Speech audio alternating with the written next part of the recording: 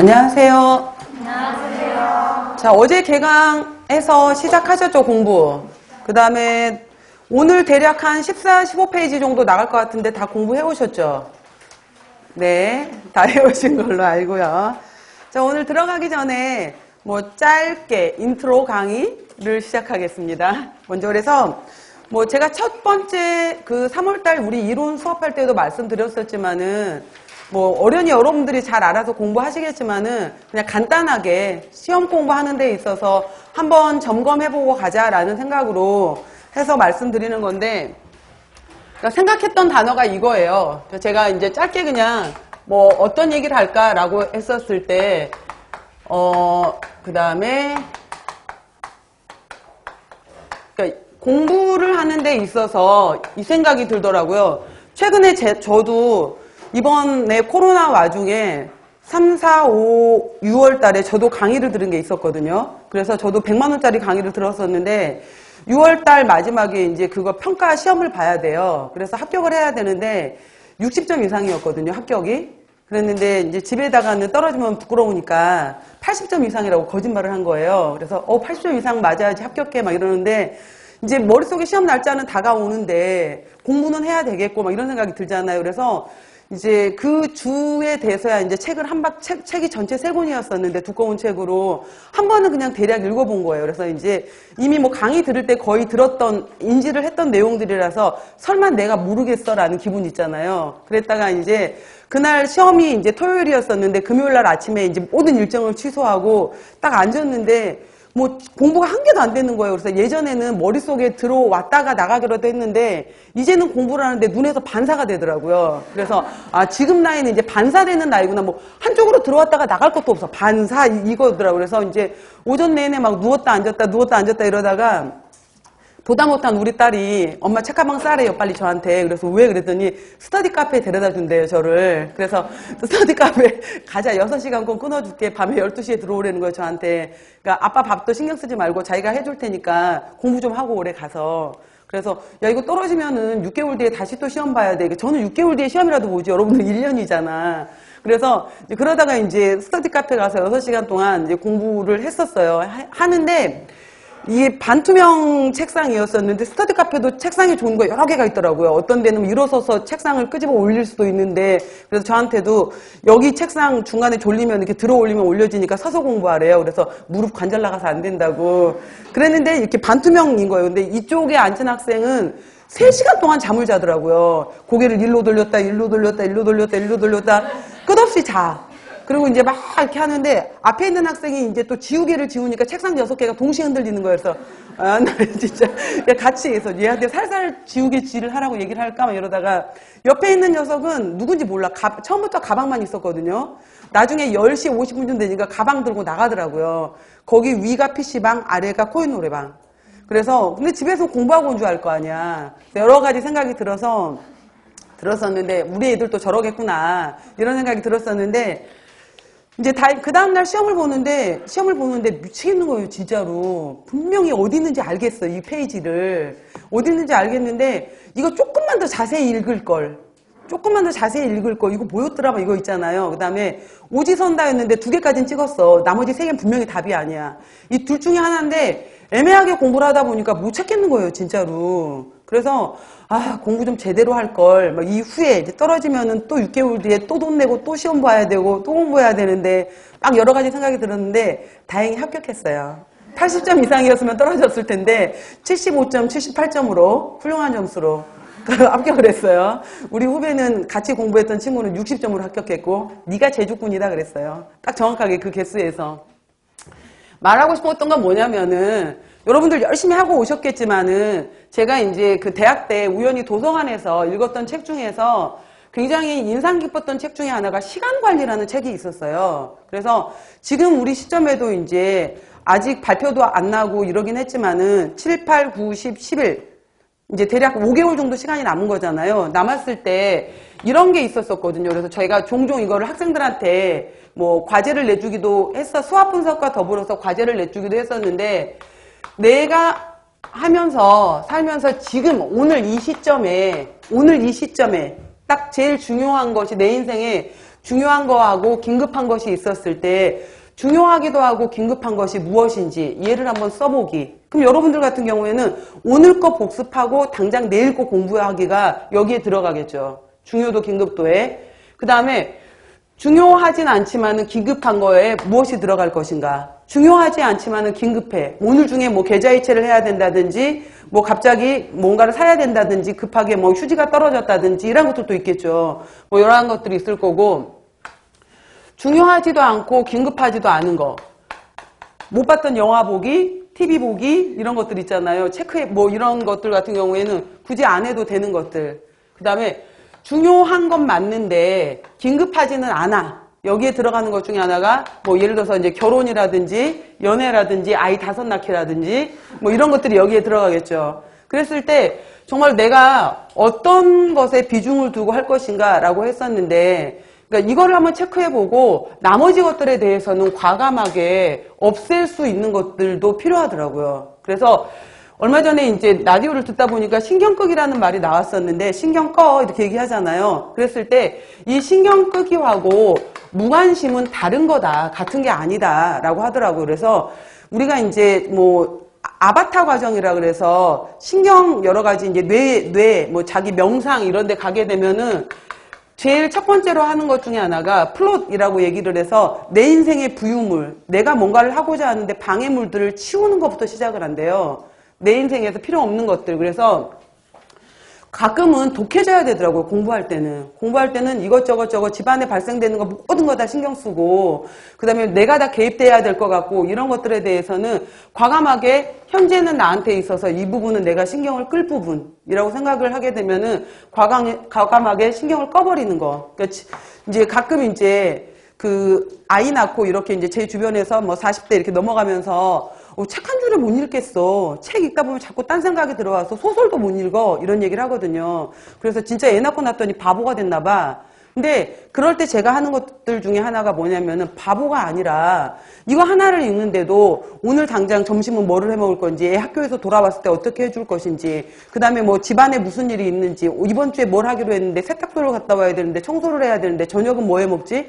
생각할 게 너무 많은 거예요. 그래서 예전에는 나만 생각하면 됐는데 지금은 집에 아이의 뭐 시댁의 친정에 생각할 게 너무 많아서 그런 거다. 이렇게 얘기를 해주면 고맙다. 바보가 아니었구나. 뭐 이런 얘기를 하게 되는 건데 이제 이거에 대해서도 신경을 끌 부분들은 과감하게 그냥 독하다 싶을 만큼 꺼버리세요. 정말로. 그래서 이거에 대해서도 그래서 예전에 합격한 친구 같은 경우에도 이 공부하는 시점에 아버지가 편찮으셔서 병원에 입원을 하셨어요. 집에서는 네가 지금 큰딸인데 그럴 때냐 내려와서 병간호를 해라 그랬는데 차라리 그냥 그 간병인 쓰시라고 나중에 내가 합격해서 그 돈 드리겠다고 그래서 안 내려왔어요 지방에를. 그래서 울면서 공부했다고 그런 얘기를 하는데 그냥 조금 어느 것이 독할지 모르겠지만은 꺼야 될 부분은 과감하게 끄시기. 그 다음에 아까 제가 결국은 이제 몰입을 못했을 때 안 되는 거거든요. 그래서 제가 이제 하면서 와 진짜 나 멍청하다 이 생각이 너무 많이 든 거예요. 그래서 정말 머리가 명민하다, 명석하다라는 생각이 들면서 이 명예에 해당이 되는 것들이 박다라는 거잖아요. 저 머리가 이렇게 쨍하고 밝아야 되는데 그냥 안개 속인 것처럼 답답한 느낌인 거예요. 뭐 걷어내고 싶은 심정, 내 머릿속이. 이런 건데 이 명민해야 되고 명석해야 된다라고 했었을 때 같은 시간을 공부를 했더라도 책상에 앉아있는 게 중요한 게 아니라 몰입해야 될 거 아니에요. 이 시간에 최대한. 몰입이에요. 몰입 곱하기 제가 첫 번째 시간에 했던 건데 결국은 시험을 보기 위해서는 이것을 반복하는 방법밖에 없어요. 5번을 받느냐 20번을 받느냐 100번을 받느냐 이 차이거든요. 처음에 한 번 볼 때는 3시간이야. 두 번째 볼 때는 1시간이야. 세 번째 볼 때는 30분이야. 자꾸 보다 보면 중요한 것만 눈에 들어오면은 20분이면 책을 넘길 수가 있어요. 이런 식으로 해서 몰입과 반복이 됐었을 때 되는 건데 아까 제가 1, 2, 3, 4, 5번이었을 때는 찍기라도 하지. 이건 아니야. 이게 찍기라도 하는데 우리 문제는 2점짜리, 4점짜리 문제잖아요. 2점짜리 써야 된단 말이에요. 4점짜리 쓰고 여기에 간단하게 해당이 되는 여러 가지 내용들을 서술할 줄 알아야 돼요. 그럼 단어 써야 되고 여기에 들어가는 주요 키워드 정리할 줄 알아야 된단 말이죠. 2점, 4점에서 이건 찍을 수도 없어요. 못 찍잖아. 그죠? 그래서 이런 기입이나 서술에 해당이 되는 것은 찍을 수도 없기 때문에 진짜로 중요하다고 생각되는 것들에 대해서 여러분들이 딱 문장을 읽는 순간에 이게 튀어나올 수 있어야 돼요. 이게 무엇을 묻는 거구나. 어느 챕터에 해당이 되는 거구나. 라고 해서 바로 찾아낼 수 있을 만큼 공부를 하셔야 되거든요. 그래서 이렇게 제가 이번에 공부를 하다 보니까 다시 한번 그 몰입이라는 것과 반복이라는 거에 대해서 생각이 들더라고요. 그래서 여러분들도 잘 하시겠지만은 이렇게 하시리라고 보고요. 그 다음에 이제 7월, 8월 달에 걸쳐서 8주에 걸쳐서 문제풀이가 들어가는데 문제풀이 같은 경우에는 지금 뭐 앞에 계신 분들 같은 경우에 다 써오신 것 같아요. 그래서 저도 이게 어제 이제 쓰느라고 저도 손가락이 굉장히 아프더라고요. 그래서 나중에 여러분들 보면 막 손 털고 계시고 막 아파서 막 이런 것들 많이 볼 수 있는데 미리미리 이거는 반드시 베껴도 돼요. 당연히 다 6월 달에 정리 못 하셨어요. 3, 4, 5월 달 이론 수업 들으셨고 6월 달에 전체적인 이론 정리 하라고 했지만은 사실 쉽지 않거든요. 그러면은 이 문제풀이 시간에 걸쳐서 이거 내가 줄줄줄 안 보고 쓸 수 없어요. 그럼 지금 당장 시험 봐도 합격하시는 거잖아요. 못하는 거 맞아요, 여러분들. 근데 여기 이 문제에다가 어떤 답을 어디서 베껴야 될지 아는 것이 중요한 거예요. 그러니까 그거를 말 그대로 베끼면서 정리하는 시간이 7, 8월 2주 동안, 그러니까 2달에 걸쳐서 하는 거고, 여러분들이 외우는 것은 9월, 10월 달에 외우시는 거예요. 그러니까 전혀 뭐 지금도 늦는 게 아니기 때문에, 그러니까 핵심 키워드가 뭐고, 여기에 들어갈 중요 단어가 뭐고, 이걸 찾아내는 거거든요. 그러니까 그거 정리 시간이라고 생각하시면서 7, 8월은 대신 그러니까 다음날 나갈 수업에 대해서 반드시 미리 공부를 해오셔야 되고, 오늘 거에 해당이 되는 것은 그냥 30분 정도? 만 할애를 하셔서 한 과목당 읽어는 놓으셔야 돼요. 내가 생각했던 거랑 맞는 거, 틀린 거. 그 다음에 더 강조했던 거, 그건 체크해 놓으시고 다음날 거 공부하시는 걸로 해서 하셨으면 좋겠고, 그렇게 하는 동안에 저도 이제 최선을 다해서 여러분들이 같이 수업에 잘 몰입하고 잘 할 수 있도록 같이 저도 잘 하도록 하겠습니다. 그리고 이제 여러 가지 공부할 때 7, 8월 굉장히 이제 지치고 힘들잖아요. 그래서 멘탈 관리 하기 싫을 때 이것도 되게 중요한데, 그럴 때 이제 고립되어 있는 것보다 너만 힘든 게 아니었구나, 이런 것들, 나만 힘든 게 아니었고 같이 그렇다라는 것들을 이제 카페를 통해서, 카페 아시죠, 여러분들? 우리 카페. 그래서 카페를 통해서 여러분들이 같이 공유하시면서 정보도 공유하시고 마음도 공유하시면서 같이 힘이 되는 그런 카페가 될 수 있도록 했으면 좋겠습니다. 자, 개요 부분 오늘 이제 첫 번째 시간 들어가도록 해볼게요. 맨 앞에 221쪽 한번 봐볼게요. 이거는 이제 공청회 때 첫 번째 우리가 객관식 문항으로 나온다면 이렇게 내겠다라는 부분이었었어요. 근데 그리고 나서 공청회를 딱히 한 게 없었기 때문에 그냥 이 내용을 기본으로 보시면 되는데, 그때는 이제 1차도 있었고 2차도 있었고 이때 문제였었거든요. 근데 그거 중요한 건 아니었지만은 아래 봐보세요. 그 교과 내용에서 관련된 거에서 식사요법 및 실습 이렇게 해서, 그러니까 다시 한번 키워드를 정리하시라는 거예요. 식사요법의 개요 부분에서 여기에서는 교환법의 활용, 그 다음 병인식이 들어갔고요. 그 다음 그 당시 시점에서 빠져있는 것이 지금이 영양관리 과정이 들어갔겠죠. NCP.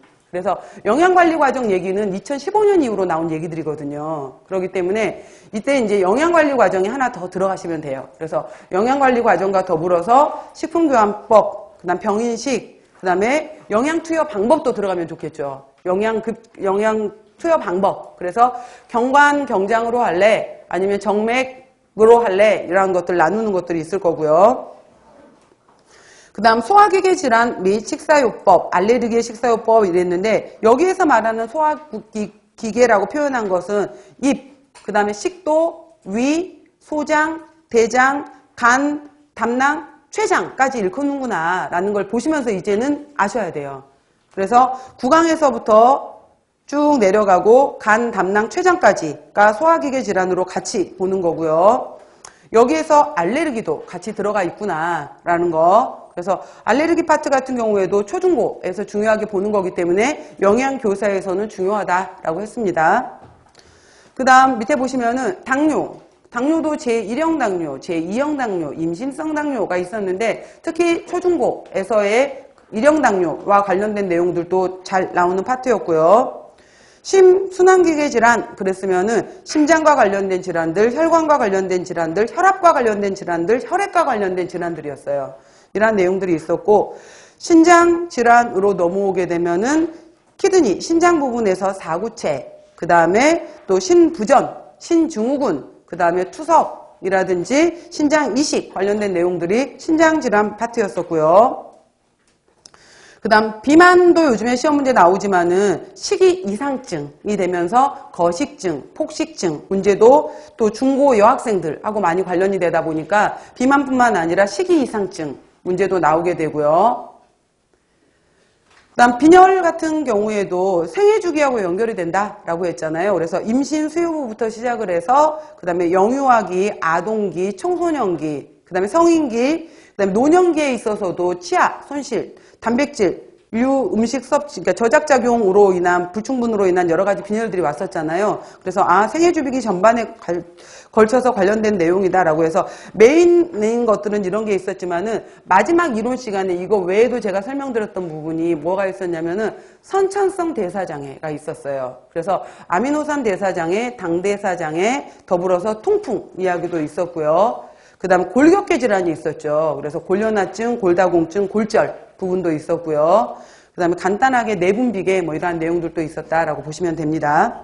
그래서 이러한 부분들이 이제 식사요법의 영역으로 들어가게 되는 건데, 평가 내용 요소를 봐보세요. 보시면은 질병의 원인이 무엇인지, 원인. 그래서 나타난 증상이 뭐야? 이 원인에 따른 증상. 어떤 걸 통해서 진단했어? 진단에 해당이 되는 것들이 결국은 영양 판정이겠죠. 판정하고 연결된 부분들일 거고요. 그래서 대사 변화라든지 이런 것들이 있는데, 그럴 때 수술로 할래, 약물로 할래, 식사로 할래 라고 했었을 때 우리하고 관련된 것은 식사로 치료하는 푸드 테라피, 식사요법이다 라고 했었고요. 다이어트. 그 다음 이러한 내용들이 들어간다라는 것을 보시도록 할게요. 자, 다음 페이지 이제 본격적으로 식사요법의 개요 보시면은, 저는 문제를 어떻게 구성을 했냐면은 그 식사요법의 개요 쭉 들어가게 되면 맨 첫 번째 파트에 제가 구성한 내용은 기초문제라고 해서 기본적으로 좀 알아야 될 내용들, 우리 그 이론 문제 끝날 때마다 제가 여러분들한테 드렸었잖아요. 그 내용에 관련된 것들을 다시 한번 기본 내용들을 정리해보자 라는 내용으로 해서 기초문제를 드렸고요. 그 다음에 넘겨보시면은 기출문제라고 해서 이 파트에서, 이 챕터에서 나왔던 기출문제만 정리를 해놨어요. 우리 쪽 기출문제만 쭉 정리를 해놨고요. 그 다음에 응용문제라고 해서 나머지 부분에 이제 응용문제, 이러한 문제들이 더 나올 수 있으니 이쪽 문제들도 한번 체크해보자 라고 해서 응용문제 부분, 그리고 이제 타 과목에서 나왔던 것들도 같이 포함시켜서 응용문제 파트에 넣어놨어요. 그래서 기초, 기출, 응용 이렇게 저는 정리를 했습니다. 그래서 이렇게 볼 거고요. 자, 222쪽 기초문제부터 보시면은 영양교사는 급식을 통해서 피급식자의 올바른 영양 섭취와 영양 교육이 이루어지도록 노력을 해야 된다. 자, 건강한 피급식자와 건강하지 않은 피급식자에게 식사를 제공하는 경우 각각의 목적을 써라 라고 했잖아요. 그러면은 이거는 식사요법의 목적에 관한 거겠죠. 그러면은 지금 건강한 피급식자라고 했으면은 예를 들어서 일반인을 대상으로 할 때와 환자를 대상으로 할 때를 나눠봐라 라는 내용이잖아요. 그러면은 뭐 여러 가지 말들이 있겠지만은 건강한 사람들한테는 기준으로 잡는 것이 세계보건기구에 보통 기준을 많이 잡아요. 기준으로 해서 말 그대로 여기에서도 영양 상태를 증진시키는 것이 당연히 목적이죠. 그래서 우리가 건강 그러면은 세 가지 건강을 얘기를 하잖아요. 그래서 세 가지 건강을 얘기를 할 때 몸의 건강, 육체적 건강, 그 다음에 마음, 정신적 건강, 그 다음에 사람들하고도 잘 지내야 된단 말이에요. 그래서 육체적, 정신적, 사회적 안정의 건강이다 라고 해서 이런 표현을 써요. 세계보건기구에서. 그래서 육체적으로, 정신적으로, 사회적으로 건강해야 된다 라고 해서 일반인들에게 대상으로 할 때는 보통 이런 표현을 써요. 같이. 그래서 육체적, 정신적, 사회적 건강이라는 말이 있다라는 거 한번 그냥 정리를 해보시라고 해서 드린 문제였고요. 영양상태 증진을 통해서 육체적, 정신적, 사회적 안정, 사회적 건강을 얘기한다라고 했고요. 그 그다음 환자를 대상으로 했었을 때는 우리 식사요법의 목적이 있었잖아요. 그거예요. 그래서 마찬가지로 이것도 결국은 영양 상태를 증진시킴으로 인해서 질병, 이 사람이 가지고 있는 질병을 치료하고 그 다음에 질병의 재발을 방지하고 그 다음에 합병증을 예방하고 합병증이 발생되는 것들을 예방하고 그 다음에 뭐 이러한 것들을 목적으로 한다라는 것이 기본적으로 환자에게 있어서는 이 환자의 치료 목적이겠죠. 그래서 식사를 통해서 영양상태 증진으로 해서 질병을 치료하고 재발되는 걸 방지하고 합병증을 예방하겠다라는 것을 우리가 식사요법의 목적으로